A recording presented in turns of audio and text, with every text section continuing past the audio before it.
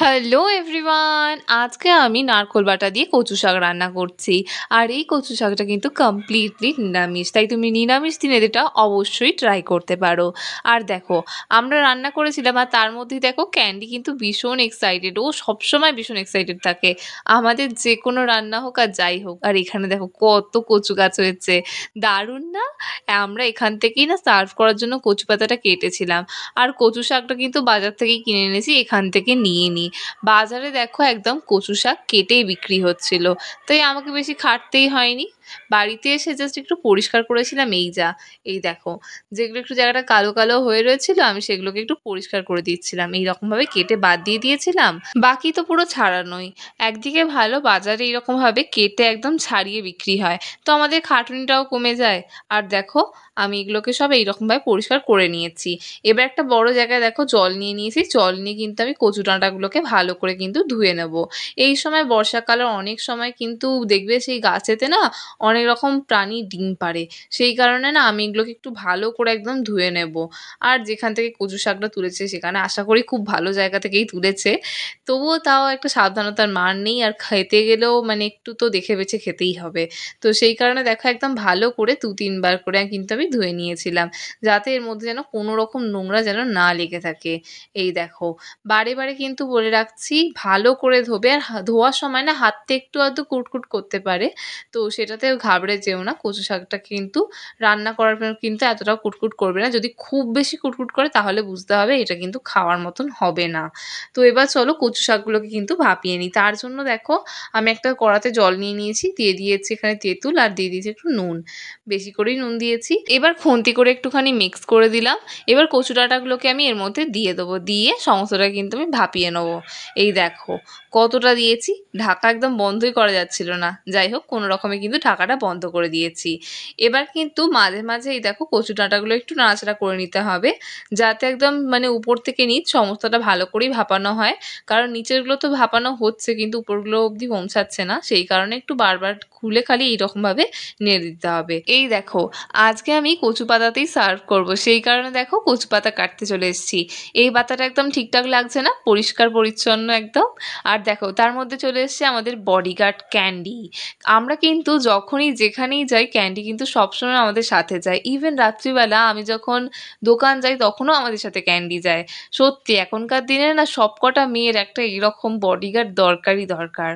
Thank you candy. তো চলো এবার কচু পাতাটাকে ভালো করে ধুয়ে নিই। কি সুন্দর লাগছে না, জলটা কীরকম আটকে যাচ্ছে। আমার না এটা দেখতে খুবই দারুণ লাগে। আর দেখো রান্নার মধ্যে ফিরে আসি। আমাদের দেখো কচু শাকটাও কিন্তু একদম পুরো ভাপানোর পর অর্ধেক হয়ে গেছে। সবটা দেখো কি সুন্দর নরম নরমও হয়ে গেছে।